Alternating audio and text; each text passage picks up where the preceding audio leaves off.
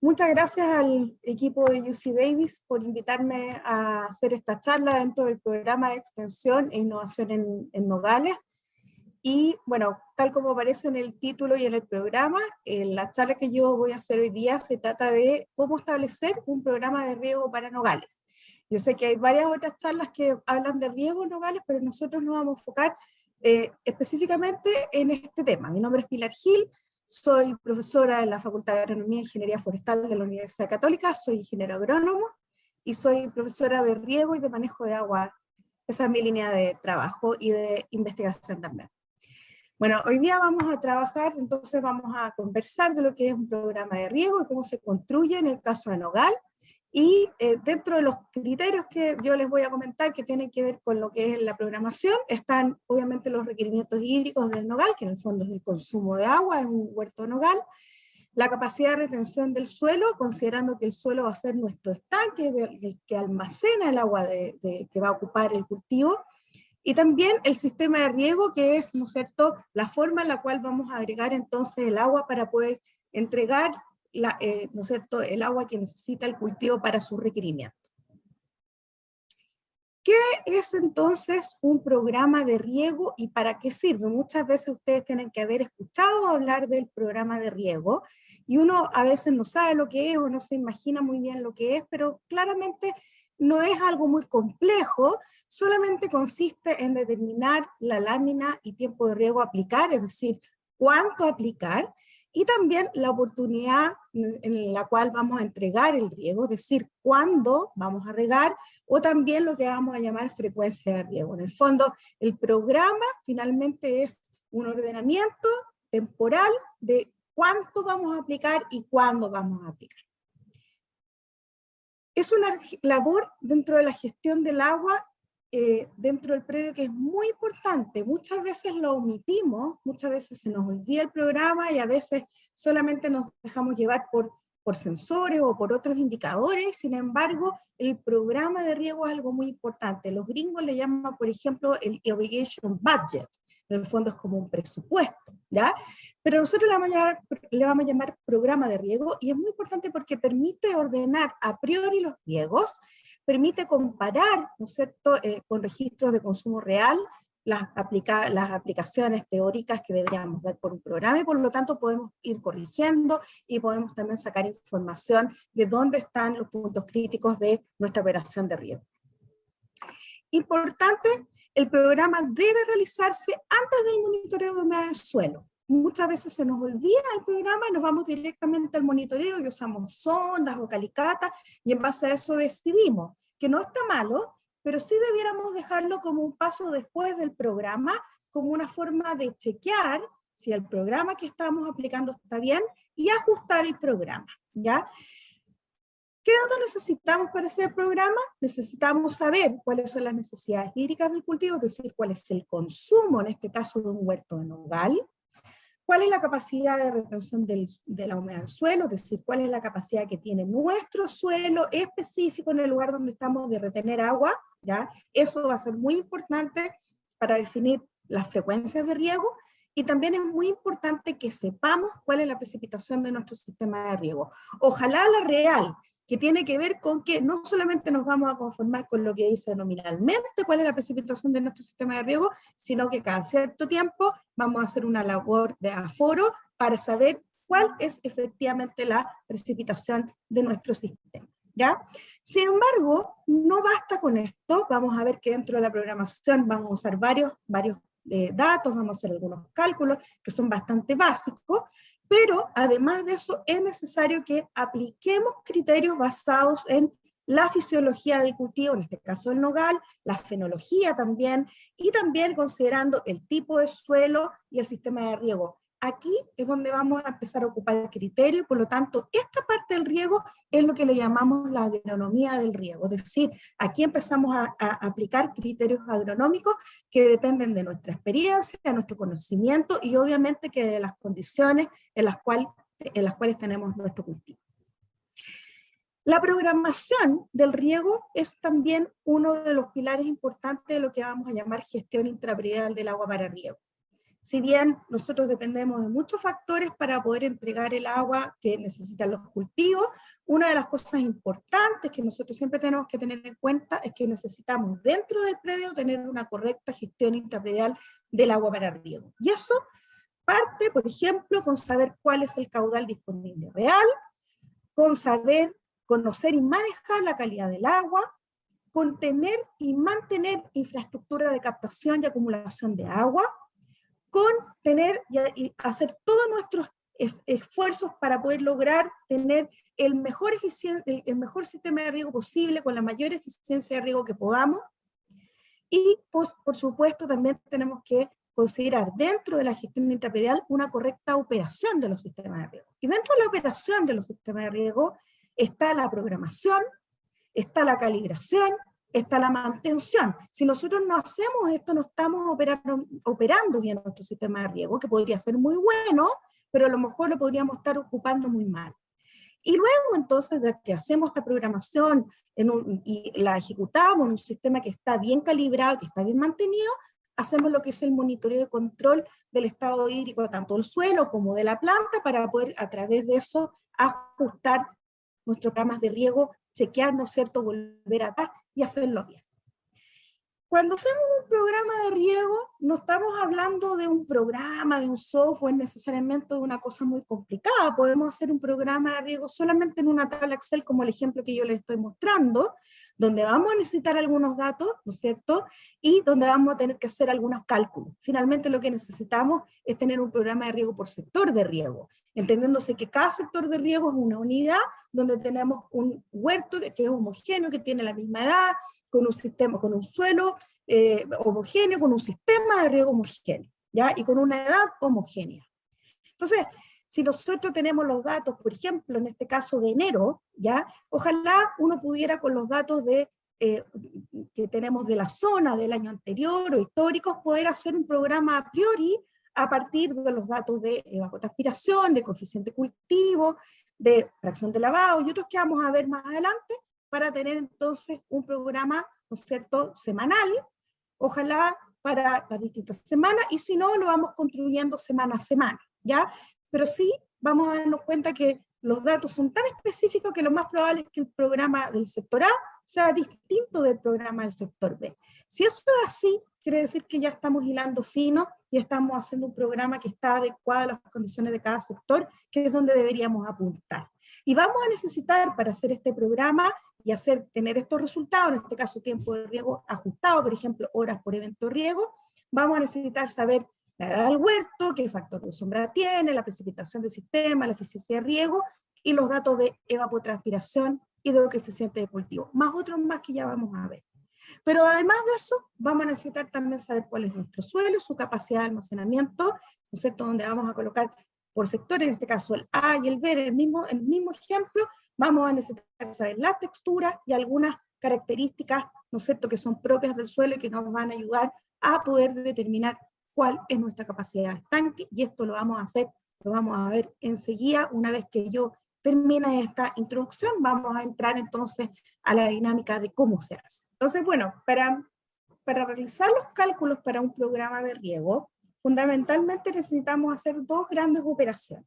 La primera es determinar el tiempo de riego en horas por día. Siempre lo vamos a hacer en base a día, ¿ya? Después se ajusta, pero primero lo vamos a hacer en base a día, y para eso necesitamos calcular la demanda bruta del cultivo. Y la demanda bruta va a estar en milímetros por día.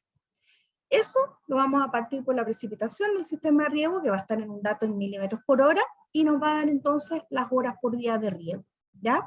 Y por otra parte, lo que vamos a necesitar hacer es calcular las frecuencias de riego, donde esta frecuencia de riego va a necesitar de dos datos muy importantes. Primero, cuál es la capacidad del estanque de agua del suelo, que va a ser nuestro, ¿no es cierto?, nuestro reservorio de agua, y que le vamos a llamar agua fácilmente aprovechable, va a estar en milímetros. En el fondo es el estanque que yo voy a dejar agotar antes de volver a regar, partido por el consumo del cultivo, el consumo de agua del cultivo del nogal en este caso, que va a estar también en milímetros, pero en milímetros por día. Si yo tengo el dato del agua fácilmente aprovechable, es decir, la capacidad de mi estanque, lo que voy a dejar agotar antes de volver a regar, y lo divido por el consumo, me va a estar entonces dando la frecuencia de riego en día. Es como que si nosotros calculáramos con cuánta frecuencia vamos a, por ejemplo, llenar el tanque de la estufa, de parafina. Para eso yo necesitaría saber cuál es la capacidad del estanque de parafina y necesitaría saber cuál es el consumo de la estufa. Si yo sé las dos cosas, puedo calcular cada cuántos días tengo que llenar el estanque. En el caso del riego, lo mismo. En el caso de la frecuencia, es lo mismo. Necesito saber cuál es el tamaño de mi estanque de agua y cuál es el consumo, en este caso, del cultivo que va a estar dado por la evapotranspiración. ¿Ya? En el caso del tiempo de riego, para calcular la demanda bruta, voy a necesitar saber cuáles son las necesidades hídricas del cultivo en cuanto a la evapotranspiración del cultivo. Voy a necesitar saber entonces la evapotranspiración potencial, el coeficiente cultivo. Voy a necesitar saber también cuál es el porcentaje de sombra y además voy a necesitar saber cuál es la salinidad que necesito lavar y por eso que también se considera dentro de este cálculo la fracción de lavado. Y además de eso, la demanda bruta, y por eso que se llama así bruta, se divide por la eficiencia del sistema de riego, considerando que voy a tener que aplicar un poquito más de agua para lograr darle lo que necesita el cultivo, pero también considerando las ineficiencias del sistema de riego. Entonces, si yo tengo un sistema, porque en el fondo tiene 90% de eficiencia, voy a poner acá abajo 0,9, en el fondo voy a dividir, y lo que estoy haciendo finalmente es calcular un 10% más de aplicación, porque mi sistema no es totalmente eficiente. O sea, que cada vez que la eficiencia es baja, voy a tener una demanda bruta mayor. Por eso que es importante también que tengamos una eficiencia de riego lo mejor posible. Y el otro dato importante es la precipitación del sistema, que la vamos a tener en milímetros por hora. Para eso necesitamos saber cuál es el caudal en litros por hora de los emisores que estamos ocupando, el número de emisores que tenemos por planta, necesitamos saber además el marco de plantación en metros cuadrados, es decir, cuántos metros sobre hilera por metro intrahilera, con eso me dan el marco de plantación, y ojalá también yo supiera el coeficiente de uniformidad, que es un dato que muchas veces vamos a calcular para saber si está bien calibrado nuestro sistema de riego, considerando que si yo tengo un coeficiente de uniformidad bajo, es muy probable que tenga una precipitación baja y por lo tanto tenga que aumentar el tiempo de riego. Si tengo el dato, lo ocupo. Si no, no lo ocupo, voy a tener que hacer de cuenta como que tengo un sistema que no tiene eficiencias, pero sí tengo que tener mucho cuidado en el monitoreo y chequeando que lo que estoy haciendo está bien. Ojalá tener muchos puntos de monitoreo para ver cómo está funcionando mi sistema de riego. Respecto a la frecuencia de riego, es muy posible que no le dé una frecuencia diaria, sobre todo en nogal, que tiene un sistema radical muy profundo, ¿no es cierto? Es posible que la frecuencia de riego no sea diaria y sea cada 2 días, cada 3 días o más. Si eso es así, el tiempo de riego que voy a aplicar no va a ser el tiempo de riego de un día. Por lo tanto, si yo calculé el tiempo de riego diario, si, por ejemplo, mi frecuencia de riego me dio cada 3 días, yo tendría que multiplicar por 3, y en ese evento de riego voy a estar entonces aplicando las necesidades hídricas acumuladas para 3 días. Esa es una forma de hacerlo, y la otra forma de hacerlo es que el tiempo de riego yo lo calcule directamente, considerando el agua que voy a aplicar en el estanque, llenar el estanque en el fondo, el AFA, milímetros, partido por la eficiencia del sistema de riego que estoy ocupando, y todo eso dividido por la precipitación del sistema. O sea, en este caso, de riego no frecuentes, no diarios, yo reemplazo la demanda bruta por el AFA partido por la eficiencia del sistema de riego. Y de esa forma podría también entonces calcular el tiempo de riego ajustado a cada evento de riego. ¿Cuáles son entonces las consideraciones para un sistema, para una programación de riego? En primer lugar, las necesidades hídricas del cultivo. Esto está dado por la evapotranspiración, que como ustedes saben, está compuesta por la suma de la transpiración del cultivo más la evaporación que viene del suelo.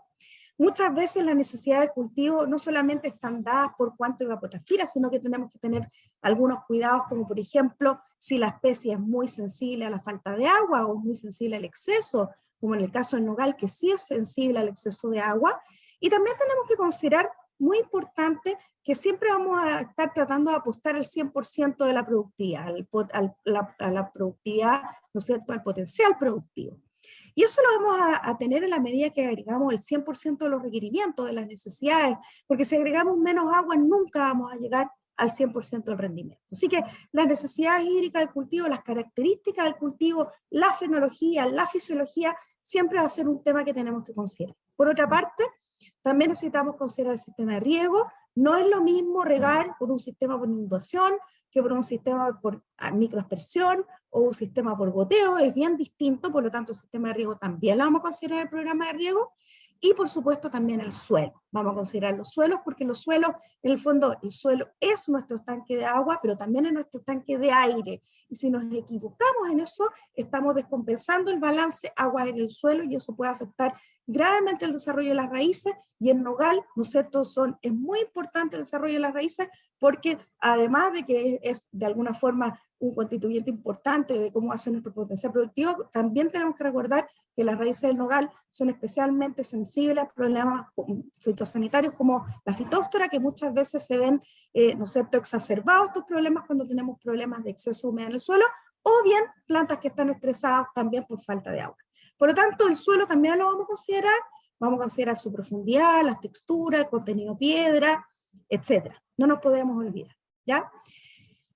En general, el cultivo nogal tiene una necesidad hídrica que va a estar dada por su fenología, ¿no es cierto?, al igual que todas las plantas. En general, el nogal es un árbol de hoja caduca, por lo tanto vamos a partir con un árbol desnudo que no tiene prácticamente necesidades hídricas.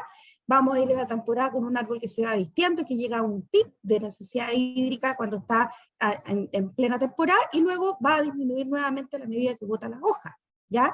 Y por otra parte, también dentro de las necesidades hídricas tenemos que acordarnos las raíces, porque tenemos dos crecimientos radicales, y ojalá tuviéramos el suelo con agua antes de que parta el crecimiento, el primer pic de crecimiento radical, porque para que crezcan las raíces necesitamos que el suelo esté húmedo, que tenga cierta temperatura, y que tenga poca resistencia para poder crecer. Así que es muy importante que además de considerar los requerimientos hídricos que van a estar dados por la evapotranspiración, también nos acordemos que el comienzo de la temporada, para que tengamos un buen pic de crecimiento radicular, primero necesitamos un suelo blandito que ya tenga humedad, ¿ya?